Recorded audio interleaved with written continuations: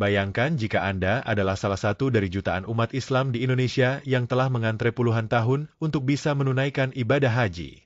Bertahun-tahun menabung, berdoa, dan berharap. Tapi setiap tahun, harapan itu harus ditunda karena keterbatasan kuota. Namun kini, angin segar itu datang. Dalam sebuah pertemuan bersejarah di Riyadh, Presiden Indonesia Prabowo Subianto dan putra mahkota Arab Saudi Muhammad bin Salman menghasilkan dua keputusan besar yang menyita perhatian umat Islam di tanah air. Pertama, usulan tambahan kuota haji untuk Indonesia tahun 2026 telah disetujui oleh pihak Saudi. Kedua, ada rencana serius membangun sebuah kompleks akomodasi khusus jamaah Indonesia yang disebut Kampung Haji di Mekah, tepatnya di kawasan strategis Jabal Omar. Dua langkah diplomatik besar yang memberi harapan bagi jutaan calon jamaah. Namun, seperti dua sisi mata uang, kabar baik ini juga datang bersama berbagai pertanyaan dan tantangan. Apakah sistem haji Indonesia siap menyerap tambahan kuota ini secara adil dan transparan?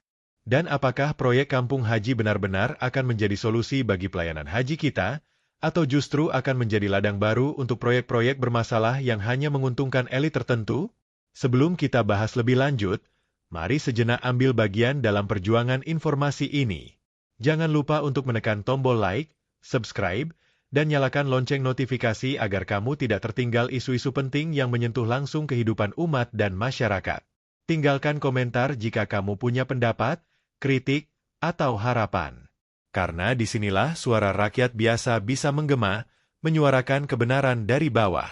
Pada awal Juli 2025, Presiden Prabowo melakukan kunjungan resmi ke Riyadh, Arab Saudi.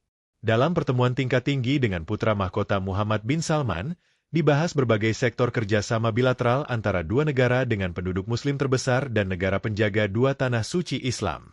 Salah satu poin krusial yang berhasil disepakati adalah terbentuknya Dewan Koordinasi Tinggi Indonesia-Saudi, atau dalam istilah resminya disebut Supreme Coordination Council, yang akan menjadi platform utama kerjasama lintas sektor. Dari ekonomi, pertahanan, investasi, hingga urusan keagamaan, semua akan difasilitasi lewat dewan ini. Namun yang paling menyita perhatian publik adalah pernyataan bahwa Arab Saudi telah menyetujui usulan Indonesia untuk tambahan kuota haji pada musim haji tahun 2026. Hal ini kemudian dikonfirmasi oleh Menteri Agama RI, Nasaruddin Umar, dalam sebuah wawancara eksklusif bersama CNBC Indonesia. Meskipun angka pastinya belum diumumkan secara resmi, sinyal kuat dari pemerintah Arab Saudi menjadi kabar gembira bagi jutaan calon jamaah yang telah mengantre hingga 20, 30 bahkan 40 tahun lamanya. Tambahan kuota ini tentu menjadi harapan besar. Selama bertahun-tahun, sistem pendaftaran haji di Indonesia memang dibanjiri oleh permintaan yang jauh melampaui kuota tahunan yang tersedia. Dalam sistem antrean saat ini, banyak calon jamaah yang harus menunggu puluhan tahun untuk bisa berangkat ke Tanah Suci. Ada yang mendaftar di usia 30, baru berangkat di usia 70, jika sempat. Namun di balik kabar baik itu, ada tantangan besar yang tak boleh diabaikan. Pertanyaannya, apakah sistem haji kita siap menghadapi tambahan kuota ini? Tambahan kuota bukan sekadar penambahan jumlah keberangkatan. Ini berarti tambahan petugas haji yang harus dilatih, tambahan akomodasi dan logistik yang harus disediakan, tambahan transportasi, layanan kesehatan, dan pengawasan yang harus dipersiapkan. Dan yang paling penting, mekanisme distribusi kuota tambahan itu sendiri. Apakah benar tambahan ini akan diberikan kepada mereka yang sudah menunggu paling lama? Ataukah akan kembali terjadi praktik-praktik manipulasi seperti jamaah siluman, kuota khusus yang disalahgunakan, atau prioritas berdasarkan koneksi dan uang? Dalam beberapa tahun terakhir, publik telah melihat adanya kecurigaan dan ketidakpuasan terhadap sistem distribusi kuota haji. Isu data palsu, antrean fiktif, dan kuota haji khusus yang bocor ke travel-travel besar telah lama menjadi momok. Jangan sampai, tambahan kuota ini justru memperlebar celah kesenjangan dan memperkuat dominasi para mafia haji yang sudah bercokol lama. Kabar baik kedua datang dari proyek Kampung Haji Indonesia di Mekah. Ini bukan ide baru. Wacana tentang kompleks khusus bagi jamaah haji Indonesia sebenarnya sudah muncul sejak lama, baik oleh pemerintah, tokoh masyarakat, maupun ormas Islam. Namun baru kali ini, Proyek ini mendapatkan komitmen diplomatik formal dari dua negara. Dalam kunjungannya, Prabowo dan Putra Mahkota sepakat membentuk tim studi gabungan untuk merealisasikan pembangunan kawasan ini di Jabal Omar, salah satu area elit dan sangat dekat dengan Masjidil Haram. Rencananya, kampung haji ini akan menjadi pusat layanan terpadu bagi jamaah Indonesia yang mencakup hotel dan akomodasi sesuai standar Indonesia, fasilitas kesehatan yang terintegrasi, pusat logistik dan distribusi konsumsi, sentra informasi ibadah berbahasa Indonesia, pelayanan digital dan bimbingan manasik on-site. Jika terrealisasi, kampung haji akan menjadi satu-satunya wilayah dengan sistem pelayanan berbasis negara asal di Mekah, sebuah model baru dalam penyelenggaraan ibadah haji internasional. Namun, lagi-lagi, kita harus tetap kritis. Proyek sebesar ini tentu tidak murah. Pertanyaannya, siapa yang akan membiayai proyek ini? Apakah dikelola oleh pemerintah langsung, oleh BUMN, atau swasta tertentu? Siapa yang akan mengawasi penggunaan anggaran? Apakah nanti biaya pembangunannya akan dibebankan pada jamaah dalam bentuk kenaikan ONH?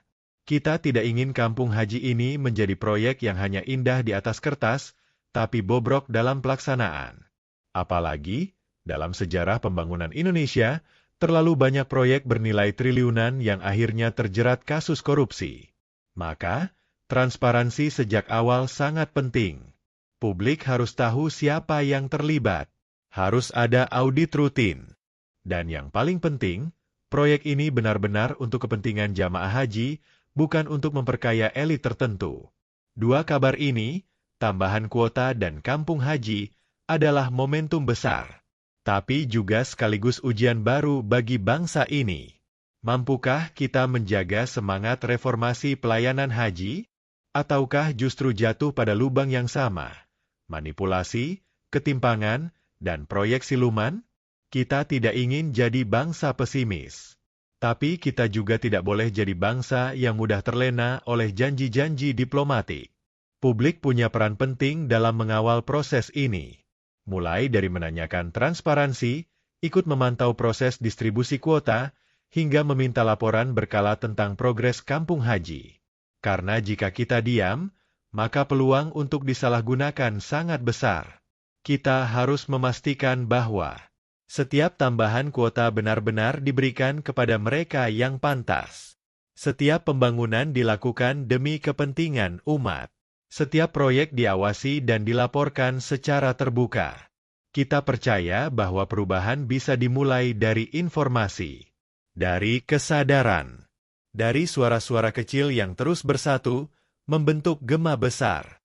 Jika kamu peduli dengan isu haji, keadilan pelayanan ibadah, dan transparansi proyek umat, jangan tinggal diam.